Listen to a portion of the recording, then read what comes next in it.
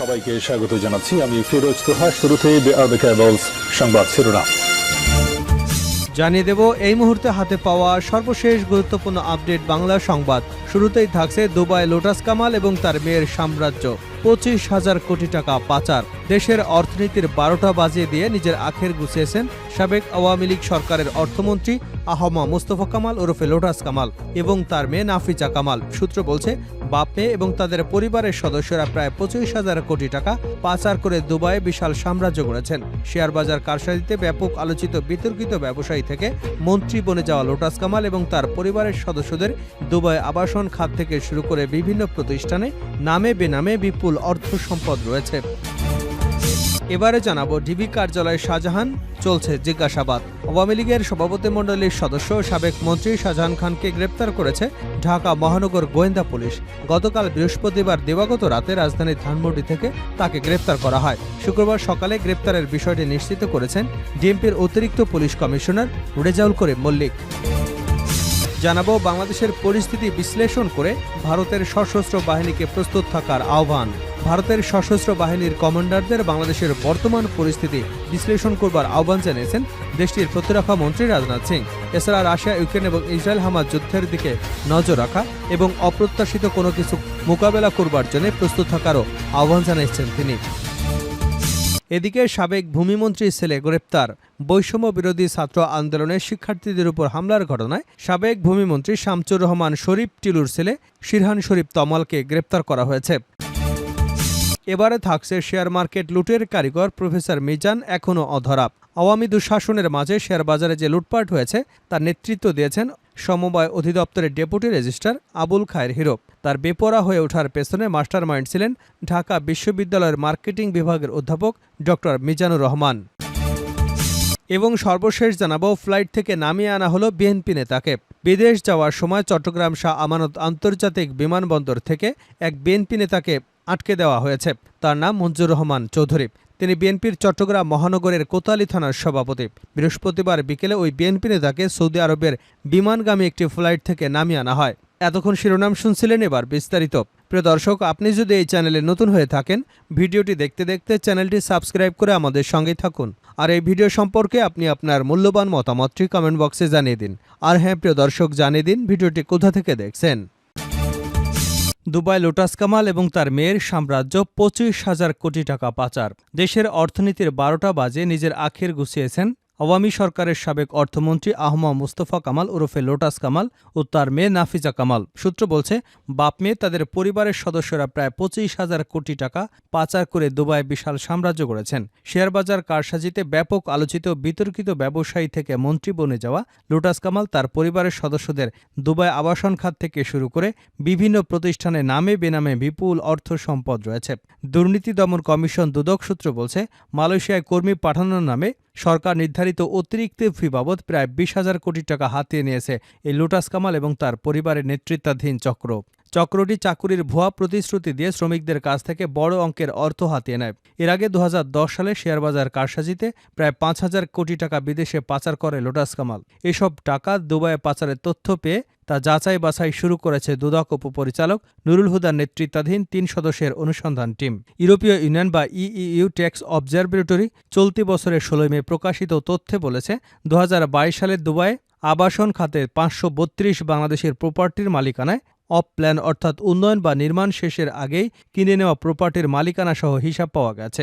এই তালিকায় লোটাস কামাল এবং তার পরিবারের সদস্যদের নাম রয়েছে বলে একাধিক সূত্রে উল্লেখ করা হয়েছে। প্রাপ্ত সর্বশেষ তথ্য বলছে, দুবাই আবাসন খাতে বাংলাদেশি মালিকানাধীন প্রপার্টির মূল্য 28 কোটি 30 লাখ মার্কিন ডলার। অফ প্ল্যান প্রপার্টি সহ এই সম্পদের মূল্যমান দাঁড়ায় 37 কোটি 74 লাখ ডলার।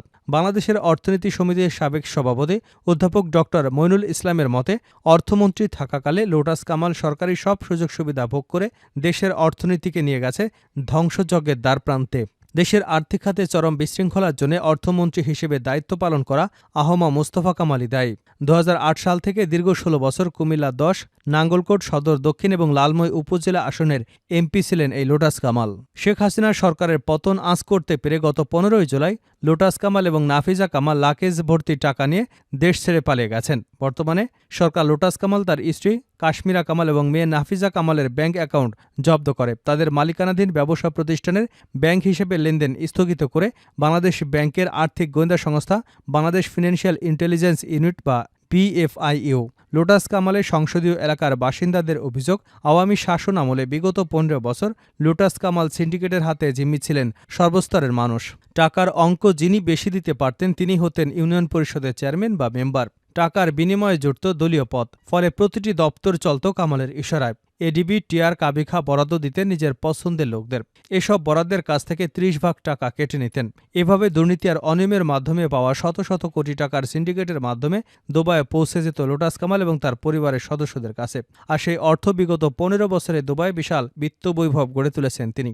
দুদক সূত্র আরও জানায়, প্রায় 4 বছর বন্ধ থাকার পর 2022 সালের জুলাইয়ে যখন মালয়েশিয়ায় শ্রমবাজার খোলে, তখন কর্মী পাঠানোর জন্য রিক্রুটিং এজেন্সি নির্বাচনের দায়িত্ব পায় মালয়েশিয়া।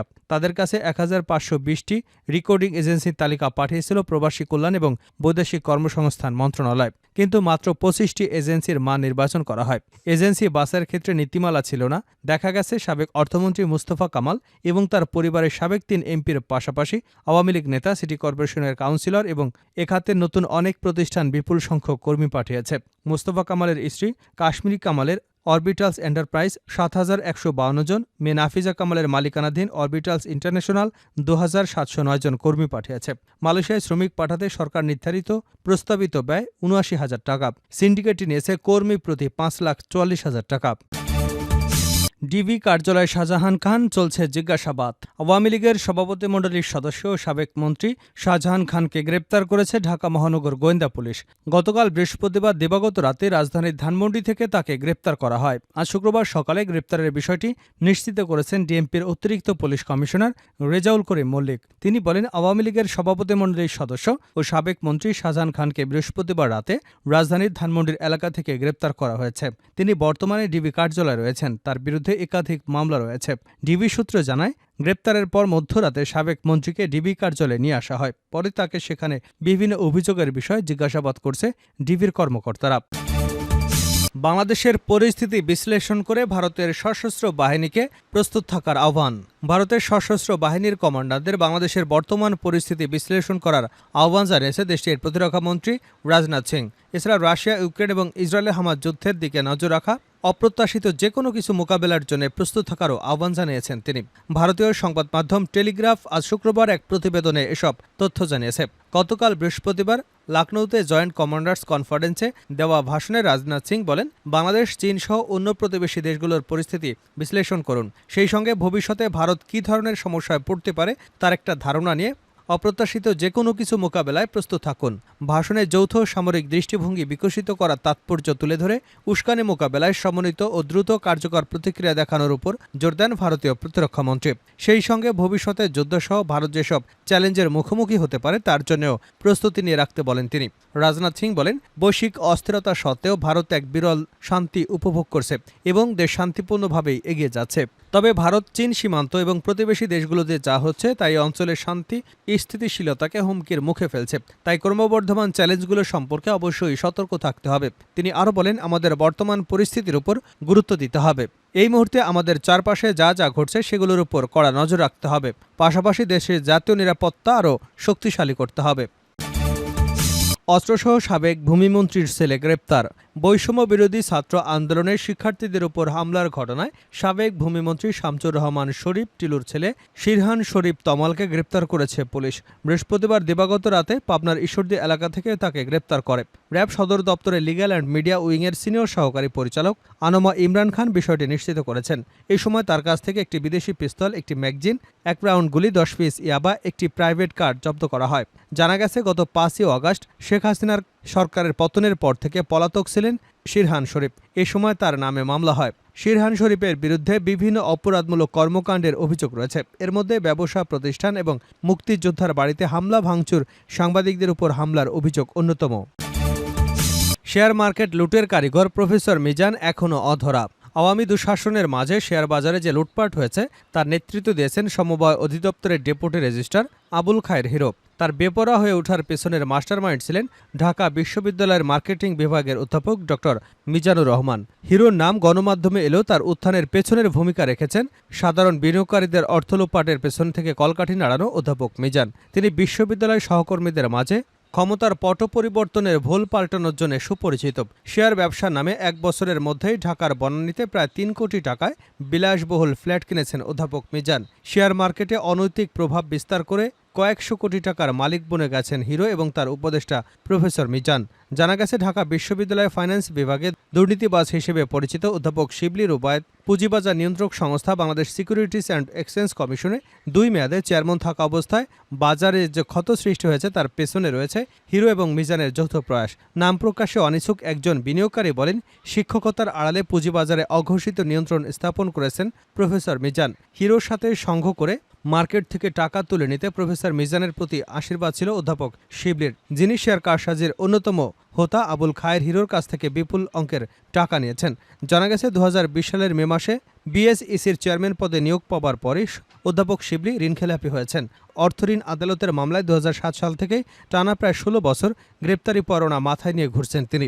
চেয়ারম্যান পদে 4 বছর মেয়াদের দায়িত্ব পালনের প্রথম 2 বছর 4 মাস পর্যন্ত তিনি ঋণখেলাপি ছিলেন এবং তার নামে গ্রেপ্তারি পরোয়ানা বহাল ছিল।